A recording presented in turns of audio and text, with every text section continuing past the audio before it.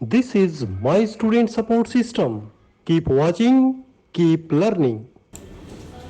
Okay, good morning. Good morning sir. तो ये first aid का एक काफ़ी इम्पोर्टेंट टॉपिक है। अक्सर एग्ज़ाम में इसके बारे में पूछते हैं, प्रैक्टिकली भी, और not only in first aid, general कोई भी सब्जेक्ट में इसको पूछा जा सकता है कि CPR या BLS क्या होती है। ठीक है ना। तो फुल फॉर्म CPR की होगी कार्डियो पल्मोनरी रिससिटेशन, और BLS की फुल फॉर्म होगी बेसिक लाइफ सपोर्ट। ठीक है। तो ये बेसिक लाइफ सपोर्ट है। बेसिक का मतलब सबसे इनिशियल स्टेज की, और इसके लिए एक हमारा फंडामेंटल क्लियर होना चाहिए कि किसी भी प्रकार की मेडिकल ट्रेनिंग की ज़रूरत नहीं है। ठीक है ना।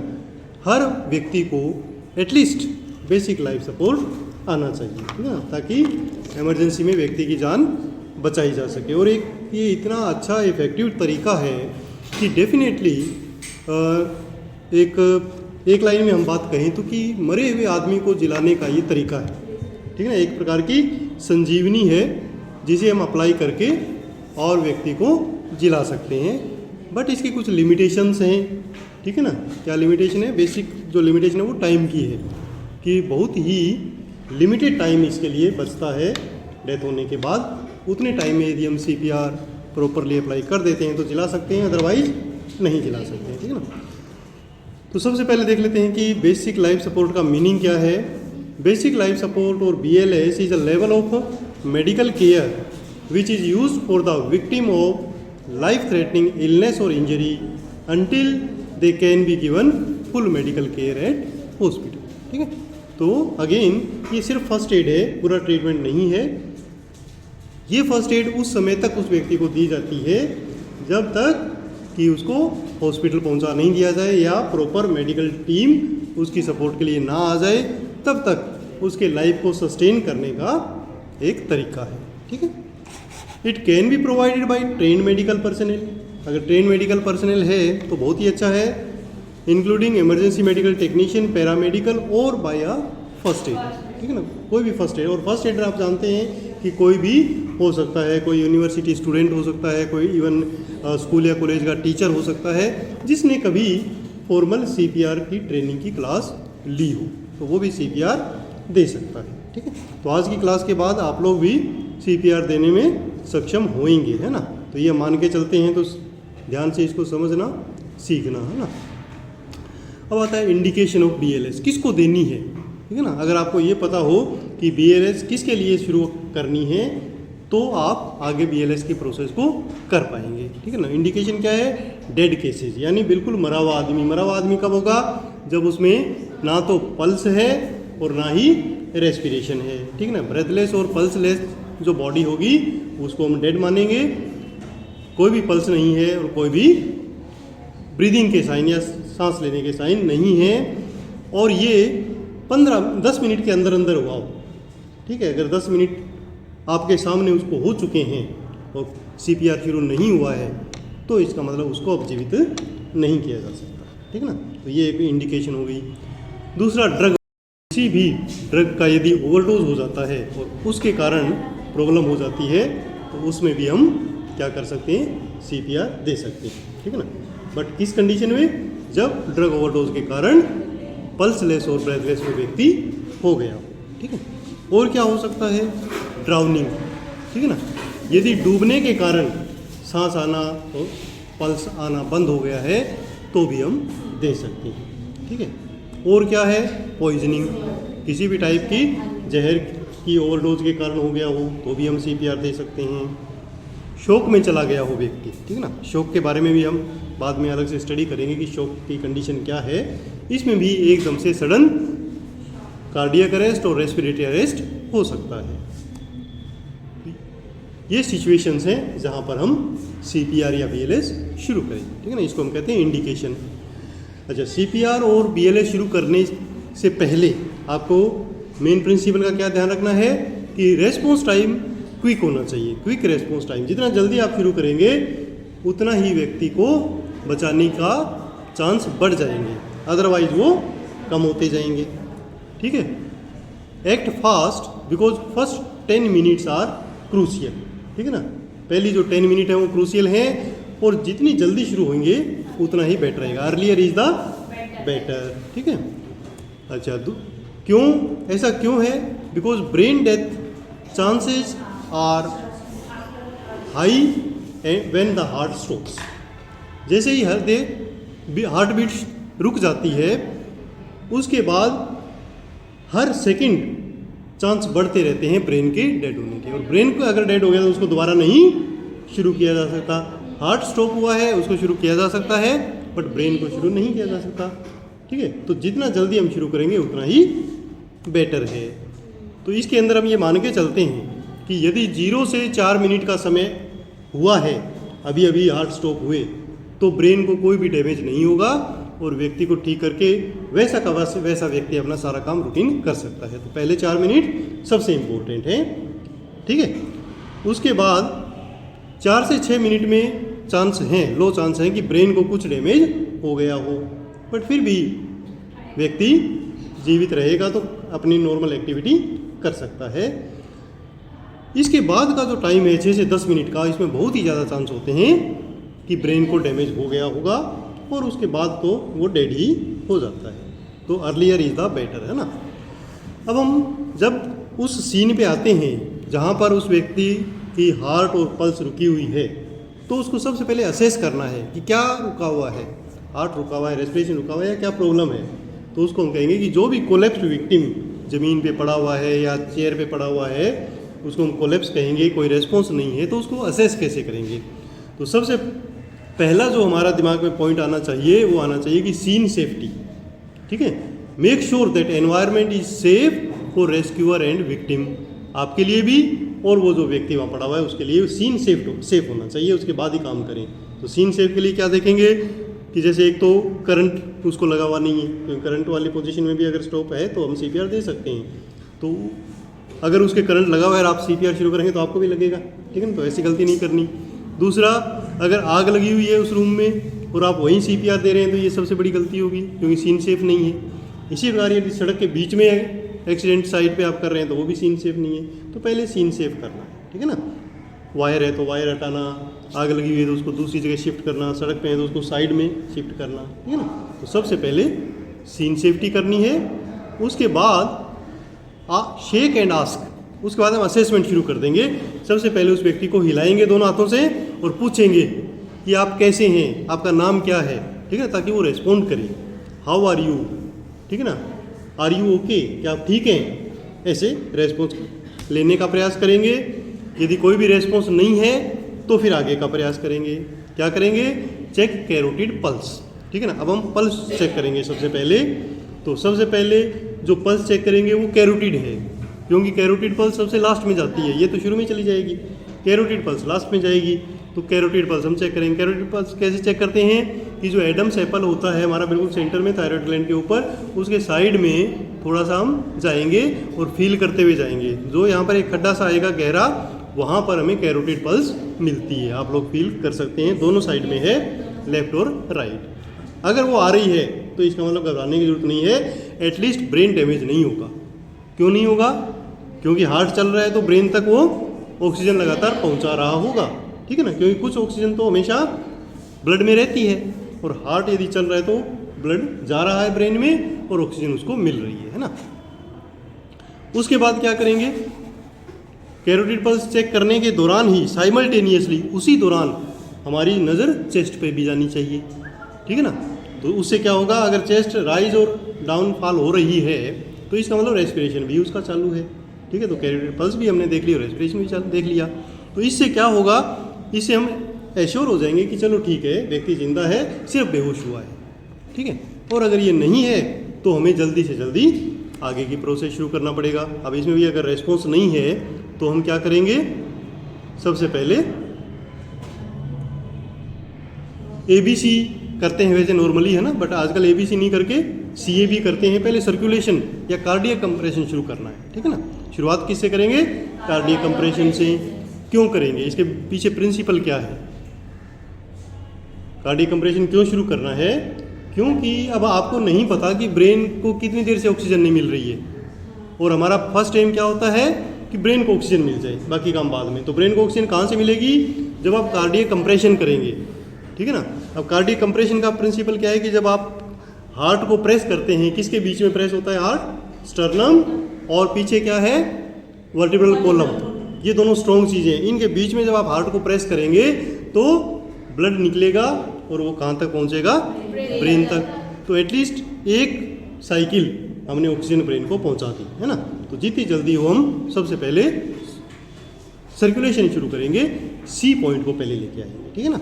असेसमेंट हमने कर लिया और कोई पल्स नहीं है तो शुरुआत हम करेंगे कंप्रेशन से, ठीक है ना। कंप्रेशन के बाद फिर हम एयर ओपनिंग देखेंगे, ठीक है। अब कंप्रेशन हमने दे दिया, अब हमने एयर ओपनिंग देखनी है। एयर ओपनिंग के लिए हम माउथ को ओपन करेंगे और उसमें कोई ऑब्स्ट्रक्शन तो नहीं है क्या, वो देखेंगे, ठीक है ना।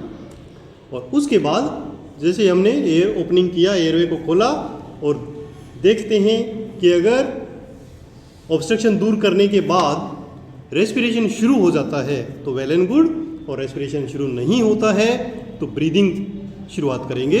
और उसके लिए हम माउथ टू माउथ रेस्पिरेशन, या आजकल बेटर है कि माउथ टू मास्क रेस्पिरेशन करेंगे, है ना। M2M में माउथ टू मास्क आता है ना। तो उससे क्या है, इन्फेक्शन होने का खतरा भी आपका कम हो जाता है।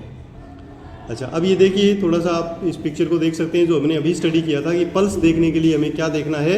यदि एडल्ट और चिल्ड्रन है, ठीक है ना, तो हम कैरोटिड पल्स देखेंगे, और इन्फेंट और न्यूबॉर्न है तो ब्रेकियल या फीमोरल आर्टरी देखेंगे, ठीक है ना। तो ये हम असेसमेंट के में काम में ले सकते हैं। अच्छा, अब हमने एक बार प्रयास कर लिया, कंप्रेशन, चेस्ट कंप्रेशन दे दिया और ब्रीदिंग भी दे दी एक बार, और उसके बाद हम क्या करेंगे, कॉल करेंगे 112 पर, ठीक है ना। तो इमरजेंसी जो भी नंबर है उस पर कॉल करेंगे, और जो भी कॉल उठाए उसको बता देंगे कि ये कंडीशन है, ये सिचुएशन है, व्यक्ति ब्रेथलेस पल्सलेस है और हम CPR शुरू कर दिया है, जल्दी से जल्दी आप हेल्प भेजो, ठीक है। ये करने के बाद फिर हम आगे की कार्रवाई करेंगे, है ना। उसके बाद लाइफ सेविंग मेजरमेंट शुरू हो जाएंगे। लाइफ सेविंग मेजरमेंट में क्या है कि जैसे अगर मान लो, यहाँ भी ये ध्यान रखने वाली बात है कि यदि व्यक्ति आपके सामने कोलैप्स हुआ है, ठीक है, तो आपके सामने कोलैप्स हुआ मतलब एक तो 0 से 4 मिनट वाली फेज चल रही है, तो इसका मतलब आपके पास टाइम है, तो सबसे पहले आप 112 पे कॉल करेंगे, उनको इन्फॉर्म करेंगे, फिर बाकी प्रोसेस शुरू करेंगे। बट यदि आपके सामने नहीं हुआ है तो पहले क्या करेंगे, पहले कंप्रेशन देंगे ताकि एक बार ब्रेन को ऑक्सीजन मिल जाए, है ना, और फिर 112 पे कॉल करें, ठीक है। तो ये थोड़ा सा हमें ध्यान रखना है। अच्छा, उसके बाद हम आगे आएंगे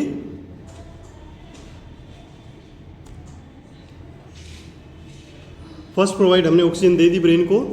अच्छा, अब यहाँ पर जब हम कंप्रेशन करते हैं तो उसमें भी एक सिस्टम होता है कि कैसे हम कंप्रेशन करेंगे। तो यदि आपके पास सिंगल रेस्क्यूअर है, यानी जो CPR देने वाला एक ही बंदा है, बाकी किसी को कुछ नहीं पता, तो क्या करेंगे, सबसे पहले चेस्ट कंप्रेशन शुरू करेंगे, CAB, और बाद में हम चेस्ट कंप्रेशन करेंगे, ठीक है। चेस्ट कंप्रेशन पहले करेंगे, बाद में ब्रीदिंग देंगे, ठीक है। और अच्छा, पुराने टाइम में क्या होता था, 2010 से पहले की जो गाइडलाइन थी उसमें ये होता था कि रेस्क्यू ब्रीद पहले 2 देते थे, फिर आगे प्रोसेस शुरू करते थे। बट अब उल्टा है, अब पहले हम कार्डियक कंप्रेशन देते हैं और फिर रेस्क्यू ब्रीद देते हैं, ठीक है ना।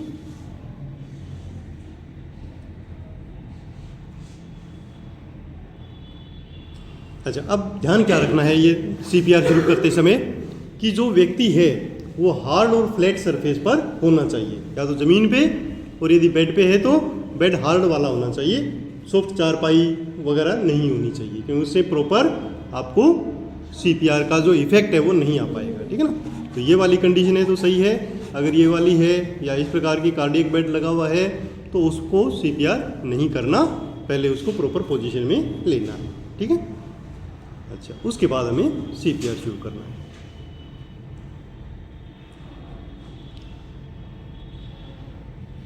CPR शुरू करते समय हमें क्या ध्यान रखना है कि you should be at the level of victim, ठीक है। जब आपकी जो लेवल है वही विक्टिम का लेवल होना चाहिए। तो इसमें ध्यान देने वाली बात यह है कि अगर वो फ्लोर पर है तो आप फ्लोर पर हैं, कोई दिक्कत नहीं है। बट यदि आप जो क्लाइंट है वो बेड पर है और आप फ्लोर पर हैं, तो वो प्रॉपर तरीका नहीं है। ठीक है, तो इसका मतलब क्या है कि आप बेड पे चढ़ जाएंगे, आपके जो नी है फोल्ड होंगे और वो बेड के ऊपर होंगे, तब जाके CPR प्रॉपर होता है। ठीक है ना, तो लेवल जो है वो आपका सेम होना चाहिए। अगर आप खड़े खड़े बेड पे कर रहे हैं, बेड अगर मान लो चलो ठीक है, कुछ कंडीशन ऐसी होती है कि करना पड़े तो कम से कम जो बेड का लेवल है वो आपके घुटने तक हो तो आप कर सकते हैं, अदरवाइज आपको चढ़ना पड़ेगा उसके ऊपर, है ना।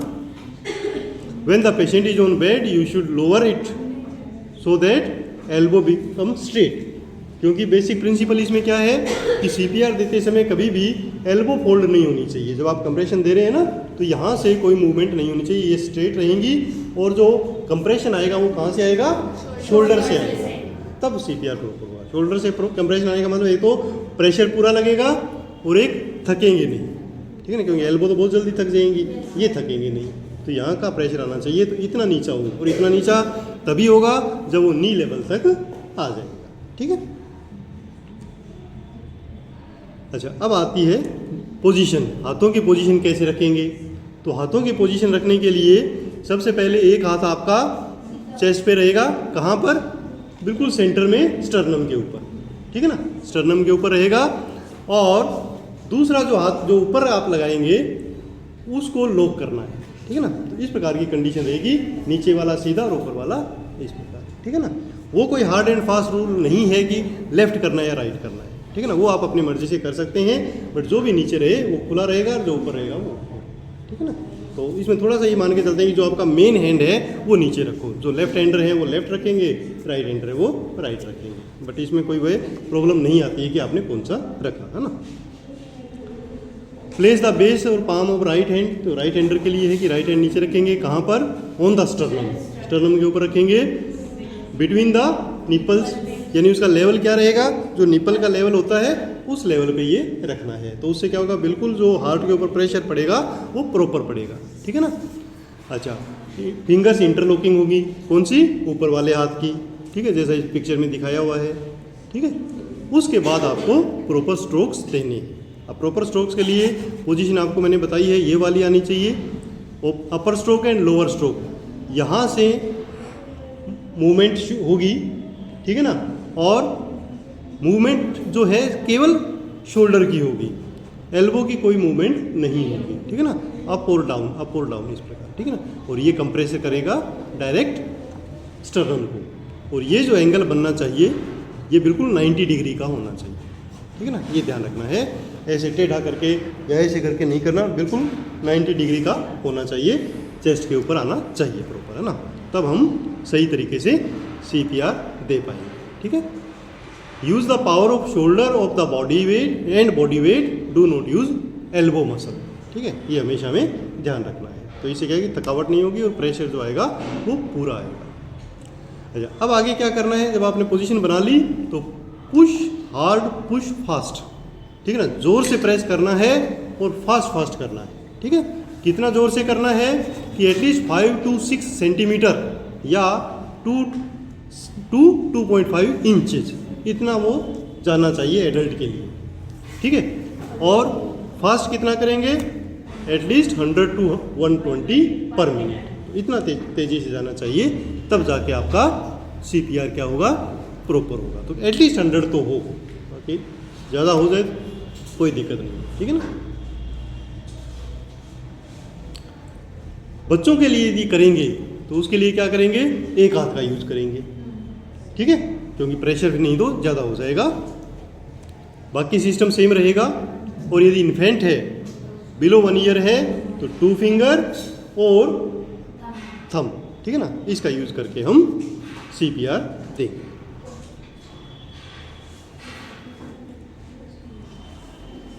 अच्छा, अब जब ये प्रोसीजर हम कर रहे हैं तो कितना सिस्टम रहेगा कि 30 जो कंप्रेशन है वो कार्डियक कंप्रेशन होने चाहिए और 2 ब्रीथ होनी चाहिए बीच में, है ना, और ये साइकिल कम से कम 2 मिनट तक चलता रहे। ठीक है, और 2 मिनट के बाद फिर हम चेक करेंगे अगेन कैरोटिड पल्स, जिसके अंदर हमें पता लगे कि आपका जो ब्रीदिंग या रेस्पिरेशन हो रही है या नहीं। तो इनिशियली तो हमें कार्डियक कंप्रेशन ही देना है और उसके बाद में हम एयरवे चेक करेंगे। अच्छा, एयरवे चेक करने का भी एक तरीका है, ठीक है ना।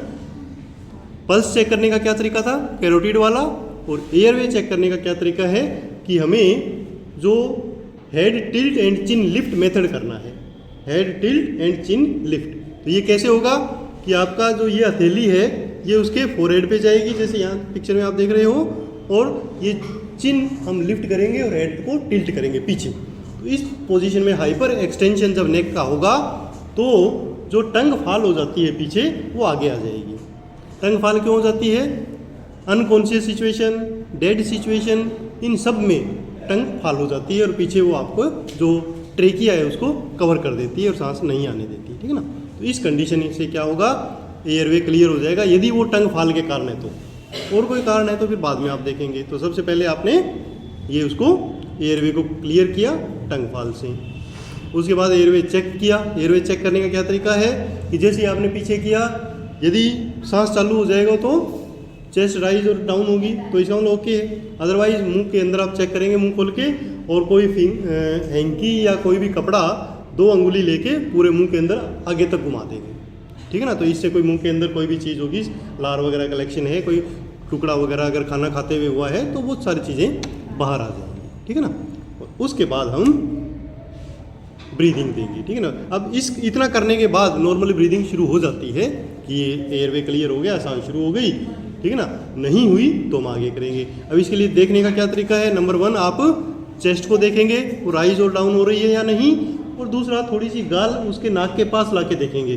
अगर गाल आप नाक के पास लाओगे तो उसकी गर्म सांस आपके गाल पे टच होगी तो तुरंत आपको फील हो जाएगा ना। ये सेंसिटिव एरिया होता है काफ़ी, तो जैसे ही सांस उसके टच होगी आपको पता लग जाएगा, ठीक है। तो ये हमने रेस्पिरेशन चेक कर लिया।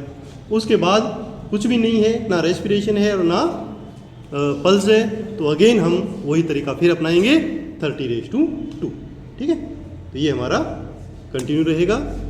नो ब्रीदिंग है तो हम 2 ब्रीथ देंगे पहले और फिर CPR शुरू कर देंगे 30:2, ठीक है ना। अच्छा, जब आप रेस्क्यू ब्रीथ दे रहे हैं तो भी उस समय आपको कुछ ध्यान रखना है, क्या कि रेस्क्यू ब्रीथ देते समय हाइपर एक्सटेंशन नेक का होना चाहिए, जैसे चिन लिफ्ट और ये हेड टिल्ट वाला मेथड उस समय भी करना है जब आप मुंह में फूंक मार रहे हैं, ठीक है। तो उससे क्या होगा कि वो रास्ता क्लियर होगा। नहीं तो आप ऐसे करके फूंक मारेंगे तो वो फूंक अंदर जाएगी नहीं, क्योंकि टंग पीछे गिरी हुई होती है, ठीक है ना। क्यों गिर जाती है टंग, क्योंकि जब अनकॉन्शियस या डेड होता है तो मसल जो स्ट्रेंथ होती है वो नहीं रहती, मसल रिलैक्स हो जाती हैं तो वो टंग पीछे फाल कर जाती है, ठीक है ना। तो अब हमें इस पोजीशन में लेके और फिर प्रॉपर पोजीशन बनानी है कि जो हाथ आपका उसके फोरहेड पे था उससे उसके नाक को पिंच करना है और दूसरे हाथ से मुंह को ओपन करना है, और जो आपका मुंह है वो पूरा उसके ऊपर सील पैक करना है। और उससे पहले क्या करते हैं कि ध्यान रखने उस पर अगर कोई रुमाल या कोई गॉज अगर आपको मिल जाए तो वो लगा लेते हैं, है ना, ताकि इन्फेक्शन का खतरा भी कम हो। और उसके बाद पूरा मुंह में भर के और उसके मुंह में डाल देंगे, ठीक है ना। तो वैसे तो कि ये तो कार्बन डाइऑक्साइड है, बट कोई फ़र्क नहीं पड़ता हमें, चाहे कार्बन डाइऑक्साइड अंदर डालें या कुछ भी डालें, बट एक बार रेस्पिरेशन शुरू करना है, ठीक है ना। तो इसलिए वो कार्बन डाइऑक्साइड भी जा रही है तो डाल देंगे, ठीक है ना। तो इस प्रकार हम 2 बार ये प्रयास करेंगे जिसको हम फर्स्ट रेस्क्यू ब्रीथ कहते हैं, और बाद में 30:2 से करते रहेंगे। और कब तक करते रहेंगे कि हर 2 मिनट बाद चेक करना है कि पल्स या रेस्पिरेशन शुरू तो नहीं हो गया। अगर रेस्पिरेशन पहले शुरू हो गया तो फिर CPR कंटिन्यू करेंगे, ठीक है ना। अगर हार्ट पहले आ जाता है तो रेस्पिरेशन अपने आप आ जाता है नॉर्मल, ठीक है ना। तो बट कई बार क्या होता है कि रेस्पिरेशन शुरू हो जाता है, हार्ट नहीं आ रहा तो हार्ट के लिए करना पड़ेगा, ठीक है ना। तो ये आपको देख के फिर कंटिन्यू करना है, ठीक है। अच्छा, जब आपने रेस्पिरेशन दिया उस दौरान अगर वो सक्सेसफुल होगा तो जैसे ही आपने प्रेशर डाला तो चेस्ट राइज होगी ही होगी। अगर चेस्ट राइज नहीं हो तो क्या होगा, अगर चेस्ट राइज नहीं हो तो फिर से आपको उसकी नेक की पोजीशन थोड़ी चेंज करनी है और दोबारा ट्राई करना है, ठीक है। दोबारा भी नहीं हुआ हो तो वैसे नॉर्मली हो जाता है, बट नहीं हो तो कोई भी पूछ सकता है ना। नहीं हो तो क्या करेंगे, तो रेस्पिरेशन छोड़ देंगे, फिर से CPR पर आ जाएंगे। 2 से ज़्यादा एक बार में नहीं करना, फिर CPR करेंगे, फिर बाद में दोबारा से ट्राई करेंगे, ठीक है। तो ये आपका हो गया CPR का सिस्टम, है ना। ये चीज़ें ध्यान रखनी है CPR देते समय। अब आता है कि प्रेफर करना है मास्क को, ठीक है। तो आजकल ये माना जाता है कि एक छोटा सा इस टाइप का मास्क आता है, हर व्यक्ति के पास ये होना चाहिए, चलते हुए अपने बैग में, जेब में, सबके पास होना चाहिए। ये जो अमेरिकन कार्डियक एसोसिएशन है उसने ये रिकमेंडेशन दी है कि हर व्यक्ति की जेब में ये हो, ताकि माउथ टू माउथ की कंडीशन कभी नहीं आए, माउथ टू मास्क होना चाहिए, ठीक है ना। तो उससे इन्फेक्शन का खतरा नहीं होगा आपको, ठीक है। तो उसके ऊपर सेम ये मास्क लगाना है, इस जो ऊपर जगह है उसको में मुंह से उसको सांस देगी, ठीक है ना।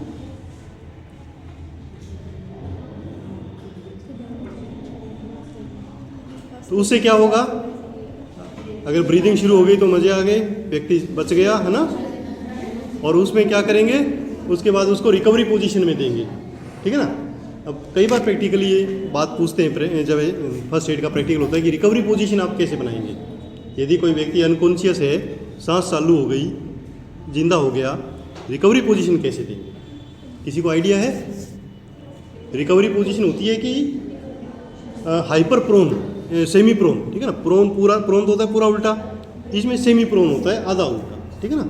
तो ये पोजीशन उसकी रहेगी, ठीक है ना। तो इस पोजीशन में आप उसको लेंगे, हाथ एक नीचे देंगे और मुंह साइड में रहेगा, ताकि जब तक एम्बुलेंस आ रही है तब तक यदि वो वोमिट कर देता है तो वोमिट बाहर चली जाए, ठीक है ना। और सांस इसमें आराम से आता रहेगा उसको ग्रेविटी के कारण। तो ये बेस्ट पोजीशन होती है after CPR till ambulance reaches the, okay. तो रिकवरी पोजीशन में उसको रखेंगे। यदि वैसे भी आप कहीं ड्यूटी कर रहे हैं और डॉक्टर आपको कहते हैं कि अरे वो पेशेंट थोड़ी प्रॉब्लम है, उसको रिकवरी पोजीशन में दे दो, तो आपको ये पता होना चाहिए रिकवरी पोजीशन ये वाली होती है, ठीक है।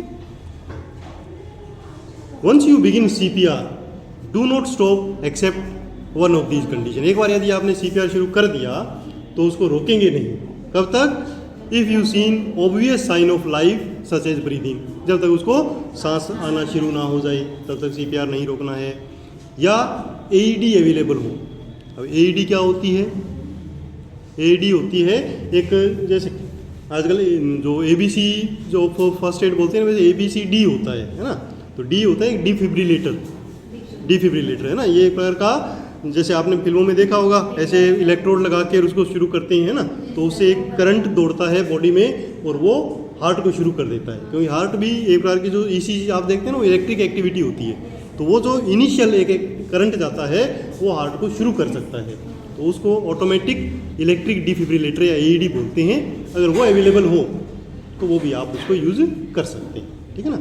बस थोड़ी सी ट्रेनिंग के बाद उसको यूज़ कर सकते हैं। उसमें यहाँ पर तो खैर इतना एडवांस हुआ नहीं है, एम्बुलेंस के अंदर होता है ये, बट फॉरेन कंट्रीज़ में जो सड़क के किनारे जहाँ पर एक्सीडेंट प्रोन एरियाज हैं वहाँ पर वो लगे होते हैं, शीशा लगा होता है उसका आगे, उसको तोड़ो, 2 इलेक्ट्रोड होते हैं चिपकने वाले, उनको चिपकाओ और बटन दबा दो, ठीक है ना। तो वो तुरंत उसको शुरू कर देगा।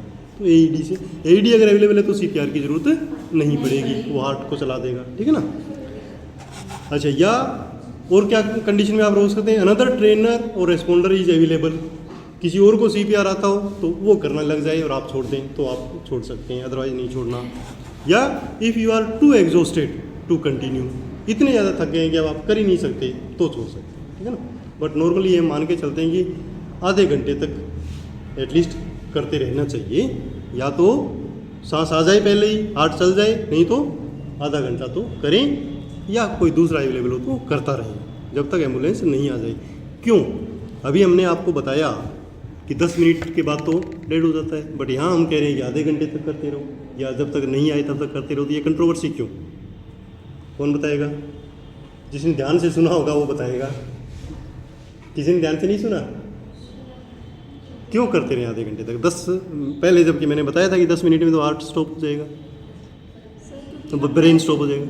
जब उसको चेस्ट कंप्रेशन दे रहे हैं तो वो रेस्पिरेशन तो हो रहा है, तो ब्रेन तक ऑक्सीजन बिल्कुल बिल्कुल, हाँ बिल्कुल सही पॉइंट है। जैसे जब हम कंप्रेशन कर रहे हैं तब तक ब्लड ब्रेन तक पहुंच रहा है और उसको ऑक्सीजन मिल रही है, तो इसलिए चाहे वो आर्टिफिशियली ही सही, ऑक्सीजन तो जा रही है, तो इसलिए वो ब्रेन मरेगा नहीं अगर हम CPR करते रहेंगे तो, ठीक है ना। तो ये हमें ध्यान रखना है कि इन कंडीशन में हमें CPR कंटिन्यू करना है, ठीक है ना। उसके बाद क्या होगा? जैसे ही एम्बुलेंस आएगी आप उसको हॉस्पिटल भेज दो, आपका काम खत्म। Okay, thank you. My student support system, keep watching, keep learning.